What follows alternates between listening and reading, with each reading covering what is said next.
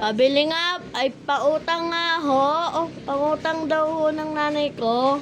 Ano na naman yun, Daniel? Ayan nga, naglilista ako ng mga utang. Hindi pa kayo nakakabayad. Utang lamang, ngayon lamang po. Lagi na lang ngayon lamang. Ayan o, ang haba ng listahan ko. Hindi kayo nagbabayad. Palagi na lang ganyan. Ano bang uutangin mo? Isang kanton lamang. Babayaran na lang namin kayo ng next year. Next year, hindi mo ba alam, umuutang din ako sa card bank para pambayad dyan, para pampaikot sa tindahan ko, tapos ganyan ka. Ang tagal-tagal na nung utang nyo sa akin, lagi na lang wala, lagi na lang sa susunod. Paano naman kami? Kumakain din naman kami, binibili na naman din namin sa bayan yan. Hindi naman namin inuutang ang puhunan sa tindahan.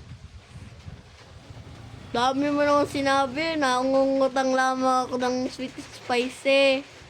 Kasi nga, paulit-ulit na lang kayong umuutang. Ilan?